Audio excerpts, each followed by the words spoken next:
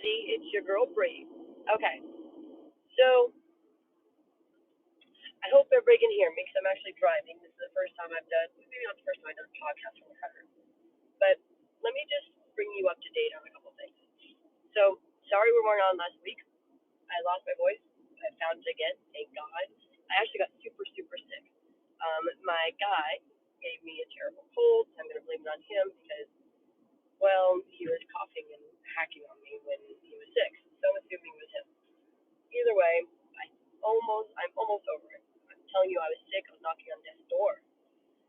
Anyways, so let me just give you a little bit of backstory on today's topic. So, as y'all know, I read tarot, and I'm an intuitive reader, and I read energy, and this is something that the more I do it, the better I get, and I'm actually really good. Actually, not to toot my own horn, toot toot, but I'm getting really good. I'm actually getting really good. So, in this amazing journey, I have met some of the most amazing people, and that are very spiritually bound and that seek advice and direction. And I was about a week ago, I was talking to this woman, and her current partner is she was going through what they call the silent treatment. Now, don't get me wrong, I've been through this before too, because my partner does it quite often. Quite often. Excuse me. You're gonna have to bear with me as always. We are raw and unedited. So, you're gonna bear with me as I pull up at the laundromat. Let me tell you about the laundromat real quick. Okay, so this summer or the end of the summer, I lost my AC, lost my stove, and lost my dryer. So I gotta buy a dryer. I just bought a stove. We were like 6 weeks without a stove. Crazy. It's just I really wanted to fix one I had, but it didn't make any sense in the end. So we had to buy another one. And then my AC unit went down at the end of the season. Thank God it's the end of the season. Thank God it's the end of the season. But anyways, so I've been fighting with all that. We finally got the stove installed yesterday, which is amazing. We haven't cooked anything, and I know my guy is dying too. So anyway, long story short, I got the next stop is the new washer and dryer. But my washer works just fine. I've just got to stop at the laundromat and dry everything. So you guys are gonna go along on the journey with me. Okay, so back to the silent treatment. So this is what we got going on. We are um, we are we're gonna figure out if this is a good way to handle stuff. Um, I guess it depends on what side you're on. On my side, if I'm the one that's getting the silent treatment, absolutely not. This doesn't work for me. However, on the person who is inflicting the silent treatment, maybe it works just fine. I'm not quite sure why people do it. Um, my understanding is to manipulate and regain control of a certain scenario. Now, let's go back to this young lady I'm talking to.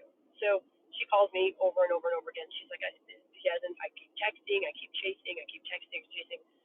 And she said, I know she's quiet. She goes, has he moved on? Is he seeing somebody else? And mind you, they spend a lot of time together. They're still spending time together. He just is refusing to talk to her about what's going on. Okay? So we dive in deep into the cards and in my intuition and the energy and the connection. And ultimately, what it comes down to is this is his way of controlling the narrative. Something has triggered this guy, her connection, to go into the silent mode, where she doesn't know what's happened. She doesn't know what she's done wrong, and he's not telling her. He just wants to be quiet because he thinks that's the right way to handle things. Now, I've always been told if you don't have nothing nice to say, you don't say anything at all. I'll stand by that. Doesn't mean I don't say things. It just means that I shouldn't sometimes. But I will stand behind that. In this case, I don't think it's that he doesn't have anything nice to say. I think it's what he does. I think he just pulls back. Now, you also know your girl Bree here spent the summer studying hypnosis. I don't want to be a hypnotherapist. I don't want to, hypnotize you to lose weight or give up smoking or anything like that. It's more for fun, to unleash the inner crazy and have an excuse. So along with that, you study personality types in disorders. I would say attachment disorders, attachment types. So certain people react to relationships a certain way. Now, this also is a good indicator of who and who you cannot be who can be hypnotized. Now, hypnotized is suggestion. It's a power suggestion, very powerful suggestion, and people have to be open to that. Some people aren't open to that. So, I self-diagnosed myself with anxious attachment disorder, or disorder. I guess it would be a disorder, but I have anxious attachment. It means I'm an overthinker. I chase. I'm not secure with the foundation. I'm always looking for validation. Blah blah blah. I tend to be attracted to my same exact attachment style, just it's different. So let me make that make sense. Um, there's there's anxious attachment, there's dismissive avoidant attachment, there's fearful avoidant attachment, and there's secure attachment. My polar opposite is dismissive avoidant attachment, or say, let me see, avoidant attachment. Now, avoidant and anxious actually make a great couple because they're both seeking and they both see each other what the other one lacks. So somebody who is attracted to me may see that, I wear my heart on my sleeve, I'm open about my feelings, and them being avoidant attachment wish that they could be more open, if that makes any sense, and say more and express their feelings better. So we're the same attachment style, sort of. We just kind of react differently, and we actually could make a really good couple if we get our life together. Not saying we can, just saying that's the way it works. So again, so she's with this dismissive, avoidant attachment. And I can relate to this because my guy, I again self diagnosed him, or I diagnosed him. Now, he's also not a type that we can hypnotize. He doesn't come under the power of suggestion as well as somebody like myself would be, or even secure attachment styles would be. So, we're dealing with dismissive, avoidant attachment. He gets real close, gets this emotional connection, and then he'll pull back. And it's almost like the more he gives, the further he pulls back. You would think it'd be just the opposite. If you're really connected to somebody, you would get more connected to somebody. But every time he gets vulnerable, after sex, after any kind of intimacy, after saying I love you, whatever it is, the moment that happens, he withdraws, and it leaves this woman messed up. I can relate 100%. So she's calling me, and she says, she goes, he just now he's not talking. Well, this is another characteristic of a dismissive avoidant. They just don't want to talk. They think that they can talk to you when they want to, and that's okay. If you've done something to piss them off, no big deal. They will handle it how they want to handle it, and you should know that you pissed them off. So this woman's going crazy. And again, I can't say it's enough. I can relate. And I'm trying to talk her off the ledge. And I don't really know what to say to her because the issue is she cares about this man, and I'm never going to take that away from her. But I listen and I watch her go through this whole cycle of anxiety, and so it's mirroring. I've been through this. My guy is the same way. I can mirror this process and this pattern. And it's not the first time he's done it. He continues. He'll do it again. And my advice on the outside looking in is like, is this something you can manage forever? Is this how you want to express your feelings, or you want your life to go? Because it's a real fucked up, mentally abusive, manipulating tool. It really is. People may not see that, but that's exactly what it is. It's a messed up tool. And people will use a silent treatment to do exactly or accomplish exactly what is happening. The cycle of push pull. I watch her go through it, and I'm wondering myself, I think myself, do I look like this when this is happening to me? And it doesn't mean that the other connection, that your other connection, your partner, female, male, whatever, it doesn't mean that they don't care about you. It just means that this is how they process. And so somebody like, she's anxious attachment, like myself, somebody like us, when this happens, it messes you up. It stops your day. It stops your life. It's the constant chase cycle. And the more you chase, the more they run. Um, and this is all done in silence. Like you're trying to prove something. Here's what I believe, and I could be wrong. I I should believe more that you think before you speak. I don't, that doesn't really always work with me. I should believe more, but I don't. However, I believe that if you're in a relationship and something has upset you, you can't fix it if you don't discuss it. So that's what I believe. The other attachment style says, you got to figure it out on your own, and if you don't figure it out, no big deal because I'm going to process it and move on. Where somebody like me is like, you may move on, but I haven't moved on. It's always going to be in the back of my head. It's a constant cycle. It's a constant process. It's round, round, round, and all that really does is deteriorates the core foundation of any kind of relationship. And it's unfortunate because it's unfortunate because this young lady really enjoys this man, enjoys this connection, and she's tired. Now I can't relate there because I absolutely love my guy, but there was a point where I got tired and I said, man, I don't know if I could ever do this, if I continue to do this. Even now, understanding what the dynamics are between the two of us, I still have problems managing it. So, as I'm going through this process this morning, is it,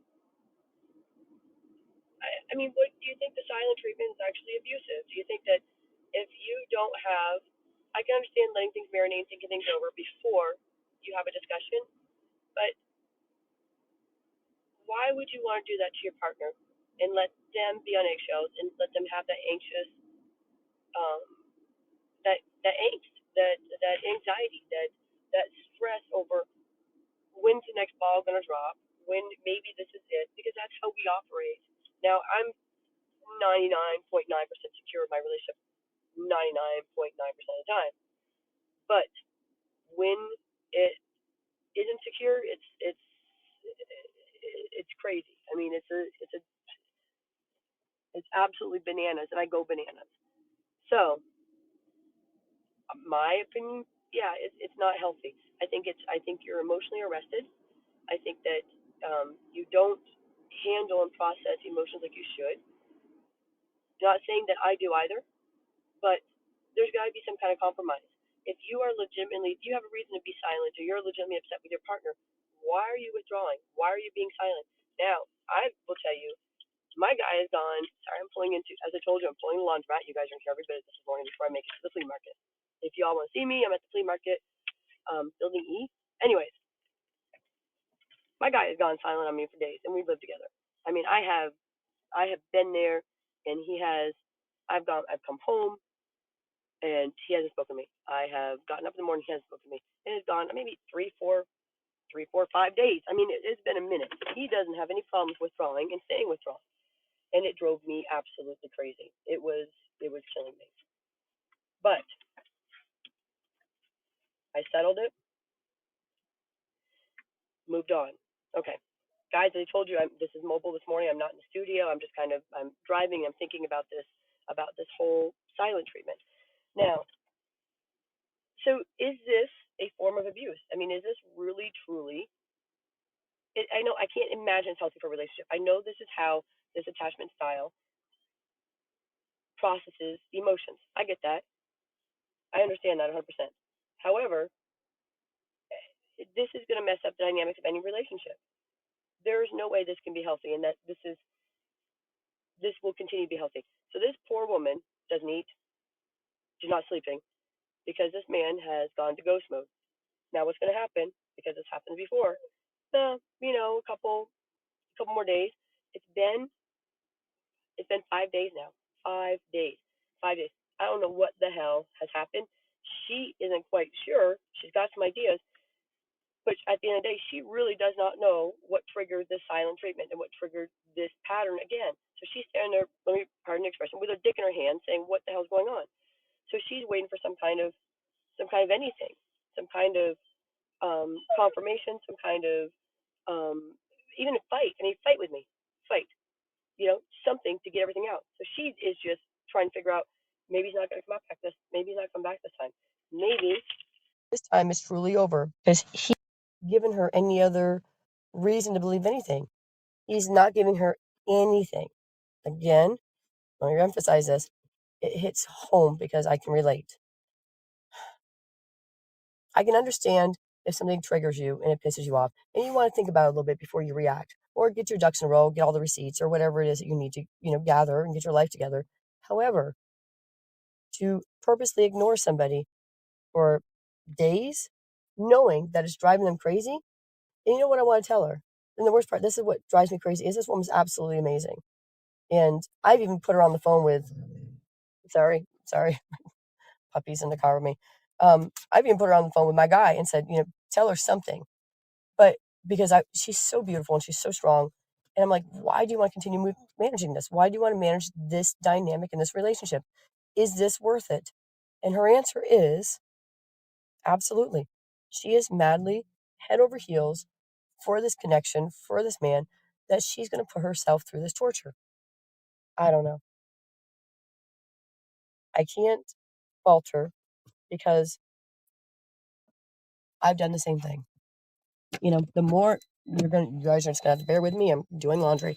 The more that I do it, the more that I chase, or the more that I run or whatever, um the more problematic it becomes. So I don't know, what do we do?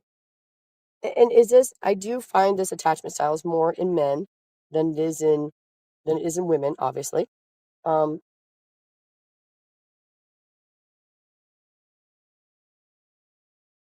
but now is it a form of, is it actually something that, are they processing? Is this attachment style processing? Is this person processing?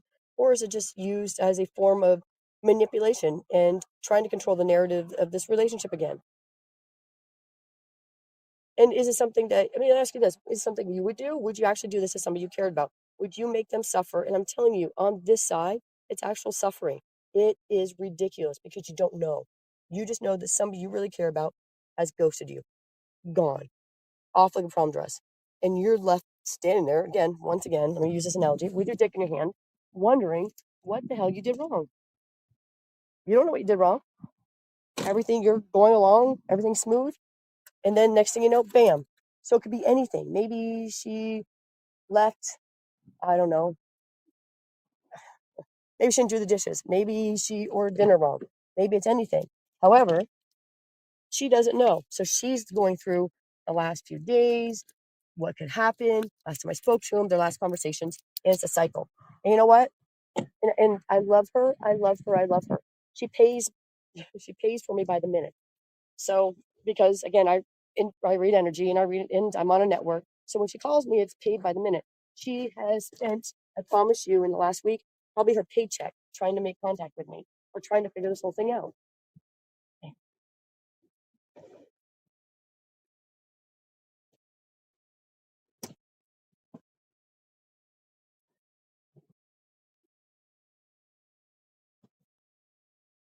So once again, my question is, have you used this tactic before?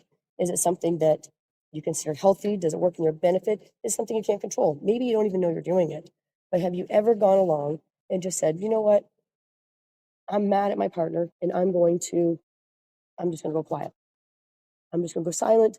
I'm going to ghost them for a little bit and teach them a lesson. Is that what you're trying to do legitimately? Or do you not know you're doing it?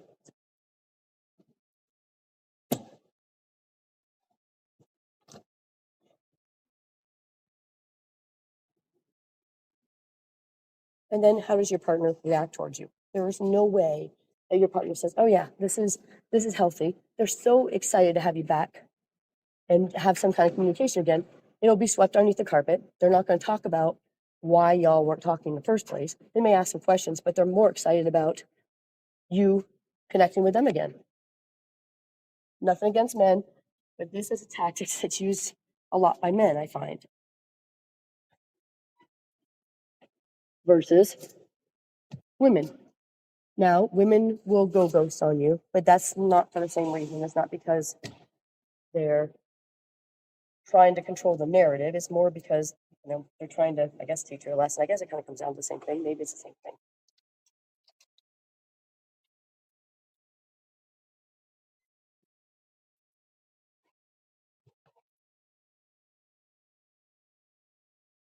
1 second. I am at the laundromat. I've actually enjoyed the laundromat. Come to enjoy it quite a bit.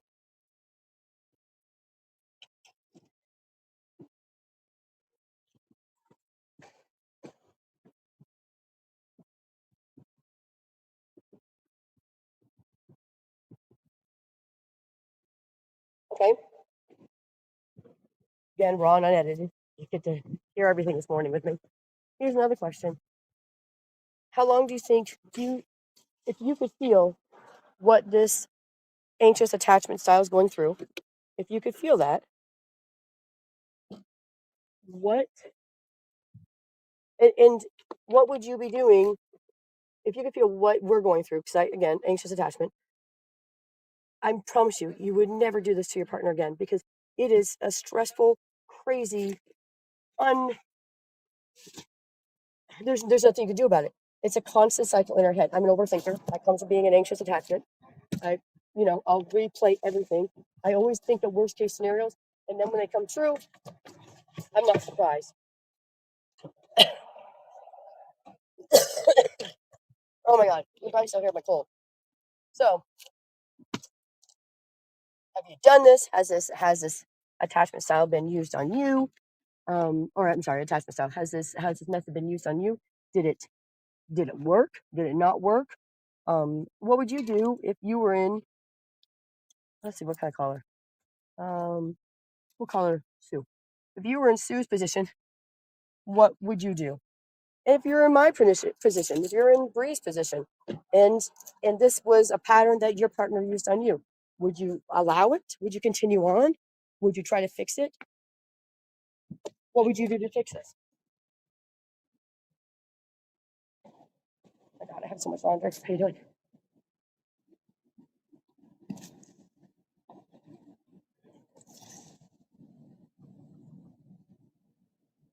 Okay.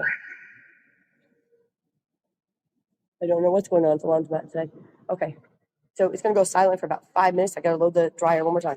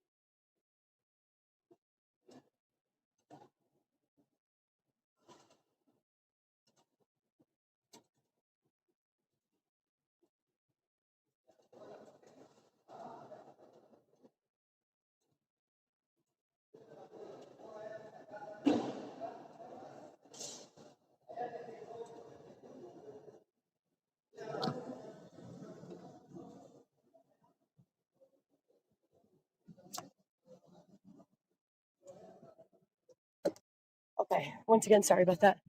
We have 15 minutes. People at the laundromat are very nice today. I don't know what's going on. I tried talking to everybody and just kind of ignored me. Maybe people aren't morning people. I'm not really either. I used to be. I'm just not anymore. So, everybody, advice, I don't know. You can write the show afterwards when this is posted live and give me your opinion on it. Any advice you want to give Sue in her current connection and her process of what she's dealing with, gladly let us know, and I'll pass it on to her. There you go. Shove over, Stephen Jones. All right, so we've actually got 15 minutes before my laundry's done. I actually don't mind the laundromat. I meet a lot of cool people here, except for this morning. Everybody's kind of mean. I don't know what they're mad about. I didn't wake up with them. Okay. So, and the crazy thing is, like I said before, these two attachment styles, her being anxious and him being dismissive avoidance, could absolutely, these two personalities, these two attachment styles are meant to be together forever. Believe it or not. It's because they each give each other what each other needs if they can understand it. Now, he will never completely understand that this is his attachment style and that he may need to compromise or um, maybe be a little more forgiving or change some things because of her attachment style because this is not possible for him. But she understands it, and it's going to be a great dynamic as long as she wants to manage it. And she's going to go through this again. I mean, she hasn't eaten, she hasn't slept. She's uh, there's 3 4 times a day we're talking, and and like I said, I pull cards and I read energy, and the only energy, her energy is so anxious that I have anxiety attacks doing her card reading because it's so tight and stressed. Um, and I don't know what to tell her. I mean, I'd like to tell her, run for the hills. Let's leave because it's definitely a sign of manipulation. It's definitely a sign of, of emotional abuse. But that's not my job. My job is to advise her, tell her that it's going to get better because it's going to. He'll come around probably today. It's not going to last much longer. But until then, it's just torture and torment on her. You would think that somebody with an attachment style like myself, anxious attachment, would want to be with somebody with a secure attachment because I'm so batshit crazy sometimes that you want somebody that sees my batshit craziness and says, okay, that's fine. I understand that's my girl. She's going to act up. She's going rogue on me. Then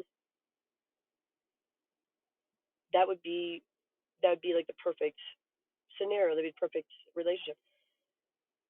I don't know if I've ever been with anybody with secure attachment. I don't know if I've ever been with somebody that was so secure that just kind of slapped me on the ass and come on back. Everything I've either been anxious attachment or dismissive avoidance, sometimes fearful avoidance. Um, and it's an addiction. It's that push pull dynamic that drives me crazy that I'm addicted to. It's like a drug. You're really really low, and then when your partner comes back to you finally, you get this rush of endorphins, of dopamine, whatever you want to call it, and you're in a good spot again. But you're always waiting for the ball to drop, and that sucks because you don't know, especially if you don't know what's going to trigger the next cycle of silence. So,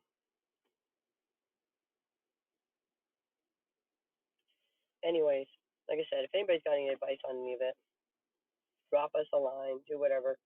Um, drop us a line, leave us a message. We'll call her Sue. And Sue, if you're listening, Sue, we're actually going to have you on the show in a little bit, anyways, for Whispers and Warnings. I think that she'd be an absolute amazing addition. But I met some really cool people, and this is, I can't act as a counselor, so I can only tell her what the cards say. Um, I wish I could tell her more, but I leave it. And it's not like here's the thing. Her first, this gentleman has an avoidant attachment style. Her first idea is because of her, she's an overthinker. Is he must be running away to be with another woman? This has got to be where this guy's going, or where this. Oh, these two guys are home hands. I'm sorry, I'm a little distracted. I'm not really sure I was expecting that. Okay, nothing. It just kind of took me off guard. It was great. I was like, maybe they're just friends. Hmm. Wasn't really expecting that to happen. All right. Anyways, moving on. So, um, this. Okay, we'll keep it moving. She's and now I completely lost my train of thought. Anyways, I lost my train of thought. That kind of threw me off. Sorry about that, everyone. So again, I'm probably gonna wrap it up soon anyway. So I got to go in and finish getting my laundry out, which I kind of like the laundromat. I still kind of enjoy this when they're nicer. Everybody down here is kind of mean to me today, but I need a cup of coffee. I got a terrible headache. I'm at the flea market. Love the flea market. If you're in Macon, Georgia, in the 478, stop in and see me. Um, oh, but on Wednesdays we're doing whispers and warnings. And sorry we didn't make it last Wednesday. I was knocking on the door. Like I'm glad it didn't open for me, but man, I was done. I was so sick. We're waiting for Rocco the Great to get back in the studio with us. He's been very busy lately as well. No worries. He thinks he's a talent, but honestly, it's your girl Bree who carries the show, and I know that, and you all know that. He's probably giving me the silent treatment, actually. Maybe that's why I haven't heard from him. Hmm. I didn't realize that, though, until now. which I wouldn't put it past Rocco because that would make sense. Um, it's been crazy. I can't wait to get this. I've got some connections on from the network that I'm on, and just people I've met even at the flea market that are dying to get on and do a Whispers Morning Wednesday and talk about their own experience about how talk about energy and passages and messages and um, even manifestation, like a pure in the pure power of the tongue. I mean, you can speak things into existence. So they're anxious to come on, and I'm still worried about my girl. I can feel that she's just, it's just, I don't know what she's going to do. And you can't help who you love. And absolutely breaks my heart because I'm sitting here in Macon, Georgia, trying to figure out how to help her. And she contacts me again. I just don't know what to tell her. I want to tell her, run for the hills, lady, because it's not going to get any better. He's not going to change. And unfortunately, she's not going to change. She just has to learn how to manage both dynamics of this relationship. But how do you get mad at somebody and just say, you know what, I'm mad, so I'm not going to talk to you, and then get mad at them when they want to make it right? So she goes to her connection and she says, she keeps bugging him. She knew something was wrong, absolutely knew it, and then he just goes ghost on her, and she's going by the house. He'll, he's not there, or he's there, won't answer the door. Oh, I know what I was going to say. She automatically goes, because she's anxious, avoidant, overthinker. She automatically goes to the fact that maybe the guy's cheating on me. Maybe this guy, there's no way this guy's going to drop me like it's hot and not talk to me. He's got to have another woman. Let me tell you something about this avoidant, dismissive attachment style, and this will help you, anybody who's going through it, whether you're dating a woman, you're dating a guy, whatever it is, no matter who you're dating. They don't normally cheat. Why? Because they have problems with connections. They have problems with intimacy. It sounds really weird, but their intimacy is once they become intimate, it scares them and they run away, like they back off, and it's probably a pattern. Some of you probably been that. Man, that sounds just like it. You guys will make love. It's a great night. I want to cuddle. A guy will emotionally run, withdraw, and roll over. And it's like you're thinking, okay, I put that man to sleep. The man's on bed rest for a couple of days. Not so. It's just how he handles things. He pulls back, and there's no cuddling. There's nothing. In the beginning, they'll come at you like this, like they're strong. Like it's the honeymoon phase is absolutely amazing with attachment styles because they know how to get you. They know how to manipulate this scenario or this connection enough to get you hook, line, and sinker. And then once you start seeing who they are, you're like, what the hell? What do I do with my hands now? Because they may tell you they love you once every 6 months. Once they say it once, that's all they think they need to say it. They don't think they owe anybody explanations. They don't like that connection of have to explain to anybody what they're doing, where they're going. It doesn't mean they don't love you. And here's the thing: it's like my first thought is my guy used to be, still kind of is every once in a while, when we don't get along or he pulls this pattern on me, as much as I understand it, I kind of say, well, he's got to be running away and sleeping with somebody. That's not always the case. In fact, about 99% of the time, it's not the case. It's not somebody else. They can't handle more than one emotional attachment. And intimacy requires emotions.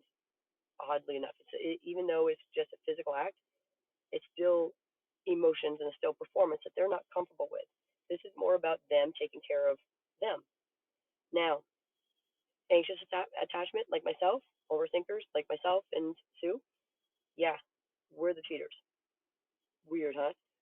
Because we need validation. We need constant validation. We need constantly, and we're waiting for that ball to drop from our partner who is dismissive, avoidant, and doesn't want to give us the reassurance we need. So where do we get that? We get our validation from somebody else. That's what we're constantly looking for. It's really a messed up cycle, but it is what it is, and it's going to continue. It's going to continue that way as long as we allow it to go. And sitting back looking at it, honestly, yeah, I'm the cheater. Not now, but I'm the cheater. Like I know I put myself in positions before where I have sought validation, and because things weren't 100% positive, it's like a plan B. You always have some people. I don't anymore, but I used to have plan B. I knew who my next partnership was, and my next relationship was if this one didn't work out, because I needed that. I needed that. I had a validation. I wanted to be validated. So if I wasn't getting it, or if I thought that my guy was cheating, I'd go and cheat. I'd look for it somewhere else because it's better to be cheated. It's better to be cheating than being cheated on. I don't know if that makes any sense. But it's not usually, and that's what she goes to. It's not usually the submissive avoidant. It's not. It's usually us. And I'm going to own that. I've done it before. I was a cheater. I'm a Gemini. Geminis are cheaters. If you're a Gemini, you understand this. I'm a Gemini. I'm anxious attached. I have an anxious attachment style. Um, and I like sex, but that wasn't why I cheated. I like that it was the dopamine, it was a thrill, and sometimes I did it just because I could. I'm not like that anymore. I'm grown, and all I want is one secure, solid connection forever. I'm good where I'm at, but man, I, I mean, I cheated. I cheated, and when I was in a good relationship, I would cheat. I would say good relationship. When I was in a relationship, if the man wasn't cheating, just because he wasn't cheating didn't mean that I wasn't. Just because I needed that validation, and it's terrible. But yeah, if it gives you anything, no matter who you're dealing with, 99% of the time, the dismissant, avoidant, and even the fearful avoidant attachment are not cheating. And then you got the secure attachment. You know who the cheating comes down to? It's us. It's the overthinkers. It's the anxious attachments. It's that constant chasing, push pull, and you've got your mind overthinking, and you're thinking they're doing it, so I'll do it too, and it's some kind of validation when you're out there cheating. Crazy. So, anyways, I am flea market shortly. Any is around? Are you kidding me? Um, I apologize. It sounds like that's somebody calling. I'm going to end this real quick. Why? Because my effing. I'm going to get this taken care of. Get my laundry out of the laundromat. Um, guys, drop me some notes, whatever. I've got to get my laundry dry and head back to my side of town. This is crazy. I thought I fixed that fence again. Life in the cycle of three. All right, guys. It's been amazing. Let me know what you think. Maybe I'm just absolutely batshit crazy, which I am, certifiably. And I love you all. Thanks for listening.